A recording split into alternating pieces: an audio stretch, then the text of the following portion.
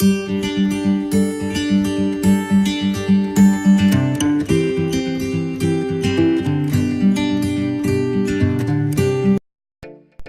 علیکم دوستوں، ایک نئی ویڈیو ایک نئے ٹاپک کے ساتھ لے کر آیا ہوں۔ اس ویڈیو میں آپ لوگوں کو ہاضم کا نسخہ بتاؤں گا، ایک ہاضم پھکی کا نسخہ بتاؤں گا جو بے حد ہی مفید ہے اور خوراک کو منٹوں میں ہضم کرتا ہے۔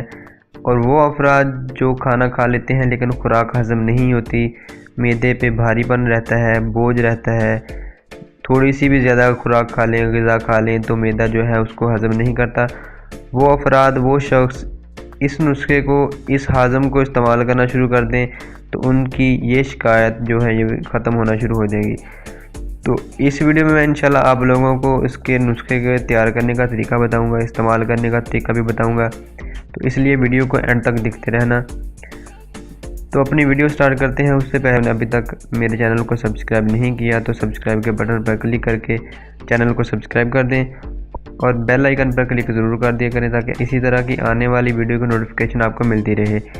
تو دوستو اپنا نسخہ دیکھتے ہیں۔ اس میں سونف، پودینہ خشک، اجوائن دیسی، فلفل سیاہ، اس کو کالی مرچ بھی کہتے ہیں، لونگ، شہترج ہندی، دار چینی، زیرہ سیاہ، الائچی کلاں، اس کو بڑی الائچی کہتے ہیں، فلفل دراز، اس کو مگا بھی کہتے ہیں، سہاگا بیریاں، نمک دیسی جس کو عام نمک بولتے ہیں، نمک سامبر، یہ سب چیزیں ایک ایک تولہ کی مقدار میں لینی ہے۔ اور نشادر جو ہے ٹھیکری، یہ 5 تولہ کی مقدار میں لینی ہے۔ ان سب چیزوں کو بالکل باریک پاؤڈر بنا لیں۔ پاؤڈر بنانے کے بعد عرق لیمو جو ہے، لیمو کا جو پانی ہے وہ نکالیں۔ نکالنے کے بعد تمام ادویات کو عرق لیمو میں شامل کر دیں اور سایہ میں رکھ کر خشک کر دیں۔ خشک ہونے شیشی میں محفوظ رکھ لیں۔ اب اس میں خیال کرنے والی بات یہ ہے کہ سہاگا جو ہے اس کو بریاں کرنا ہے۔ سہاگا سفید لے کر اس کو پہلے پاؤڈر بنا لیں۔ پاؤڈر بنانے کے بعد توے پہ رکھ کر گرم کرنا شروع کر دیں۔ جب وہ پگھل جائے گا، پگھل جانے کے بعد کچھ دیر بعد ہی وہ پانی جو ہے وہ خشک ہونا شروع ہو جائے گا۔ خشک ہونے کے بعد اس کو بھی صفوف بنا کر شامل کریں۔ خیال کریں کہ سہاگا بریاں ہی استعمال کریں، دوسرا سہاگا، کچا سہاگا استعمال نہ کریں۔ تو اس نسخے کو اس طریقے کے ساتھ تیار کریں، تیار کر کے محفوظ رکھ لیں۔ بے حد مفید اور کارآمد چیز جو ہے آپ لوگوں کے لیے تیار ہو جائے گی۔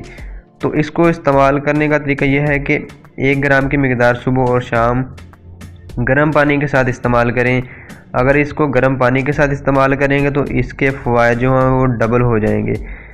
تو اس نسخے کو استعمال کریں وہ افراد جو کھانا کھانے کی وجہ سے، کھانا زیادہ کھانے کی وجہ سے، یا وہ افراد جو کھانا کھا لیتے ہیں لیکن کھانا ہضم نہیں ہوتا، بھوک رہتی ہے، یا کھانا کھانے کے بعد گیس پیدا ہونا شروع ہو جاتی ہے، معدے پہ بھاری پن رہتا ہے، بوجھ رہتا ہے، تو وہ افراد اس نسخے کو استعمال کرنا شروع کر دیں۔